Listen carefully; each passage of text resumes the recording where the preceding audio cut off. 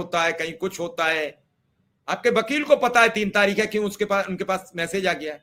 आपको पता है 3 तारीख है, लेकिन आपको नाम नहीं आया है, तो उन्हें बड़ा दिक्कत है। और कुछ लोगों का काम होता है कि वो अपना नाम लिख के आगे बढ़ा देना, ताकि व्यवधान होता रहे। जैसे बीच में आपकी सुनवाई नहीं हो रही थी, तो भी आपकी जिम्मेदारी थी, आप केस को टेकअप नहीं करा पा रहे हो। आएंगे विक्रम सिंह। और अब अगर केस नहीं सुना जाएगा तो आपका नाम नहीं है। ये सब चीजें अनुदेशक और शिक्षा मित्र बड़ा परेशान है। जो इस ग्रुप से जुड़ा है वो इस ग्रुप की बुराई, वो उस ग्रुप से जुड़ा है वो उस ग्रुप की बुराई। आखिर सबका उद्देश्य तो एक ही है कि मानदेय बड़े नियमित हों, हमें हमारे हिसाब से जीवन जीने के अधिकार मिले। लेकिन इन सब के बावजूद भी कैसे आप एक दूसरे से सवाल कर लेते हो? कैसे एक दूसरे के प्रति, कौन से संगठन है अब तक अनुदेशक और शिक्षा मित्र के जिन्होंने कुछ पिछले 7 वर्ष में लाके दिया है, जो एक दूसरे के समर्थक एक दूसरे पर इतने कटाक्ष और इतने घटिया कमेंट भी लिख लेते हैं? कोई एक संगठन बताओ कि ये लाया, ये हो गया।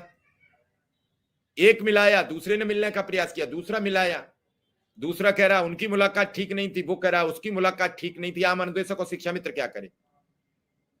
वो तो आपके भी साथी हैं, आपसे मान रहे हैं। वो उनके भी साथी हैं, वो उनकी भी मान रहे हैं। इसमें करे क्या? पिस कौन रहा है? आम शिक्षा मित्र पिस रहा है। नेतागिरी करने वाले कुछ गिने चुने लोग हैं। अगर 75 जिले में 75 जिला अध्यक्ष होंगे, 75 जिले में 3 और मैन पदाधिकारी मान लो, 250 हो गए, 300 हो गए, और 100 लोग और हो गए संगठन के। क्या 500 लोग 1.5 लाख का किस्मत लिख देंगे?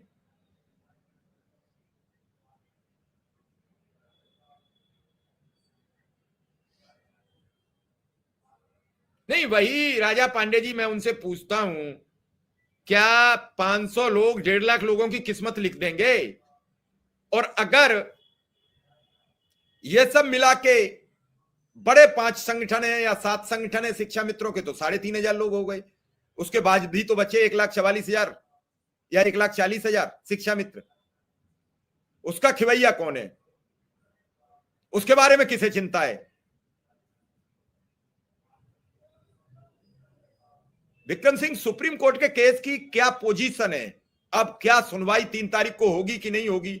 आपका केस टेकअप होगा कि नहीं होगा? कुछ लोग कह रहे हैं कि आपका केस ही टेकअप नहीं होगा।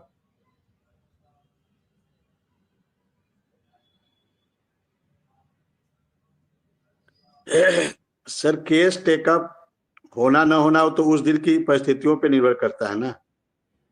अभी से भविष्यवाणी बता देना कि केस ही टेकअप नहीं होगा, यदि इतने बड़े ज्ञाता लोग हैं तो फिर मुझे इस पे कोई टिप्पणी नहीं करनी है। वो तो जब 3 दिसंबर को, उससे 1-2 दिन पहले कॉज लिस्ट आएगी, कॉज लिस्ट में किस कोर्ट में किस जज साहब के अंदर में वो सुना जाएगा, ये सब की जानकारी मिलेगी। और कौन क्या भविष्यवाणी कर रहा है, कौन क्या कह रहा है, इस पे हम लोग बहुत ज्यादा सर ध्यान नहीं देते हैं, क्योंकि हम लोग को अपने काम से मतलब है। और हमने आपको कई बार कहा है आपके चैनल के माध्यम से कि हम लोग अब अंधे भी बन जाते हैं, गूंगे भी बन जाते हैं, कभी कभी बहरा भी बनना पड़ता है। तो चूंकि संगठन का काम है सबको समझा पाना, सबको संतुष्ट कर पाना। अब कुछ लोगों का कहना है कि आप ट्रांसफर के लिए क्यों लगे हैं? अरे भाई, संगठन के हम अध्यक्ष हैं, हमको तो सारे अनुदेशक को लेकर चलना है ना। कुछ लोग कहते हैं बताइए आप 3,000 लोगों के लिए पीछे पड़े हुए हैं, 3,000 लोगों की बड़ी चिंता है। अरे वो 3,000 लोग भी हमारे लिए महत्वपूर्ण है। तो हमको तो सबको लेके चलना है ना। हमको तो ऐसा काम करना है कि जिससे हमारा एक एक अनुदेशक का भला हो। क्योंकि हम किसी एक की बात नहीं कर सकते, हम तो सबकी बात कर सकते हैं ना। लेकिन यहाँ होता क्या है, अब किसी को ट्रांसफर नहीं चाहिए तो वो कहता है कि आप ट्रांसफर की बात क्यों कर रहे हैं।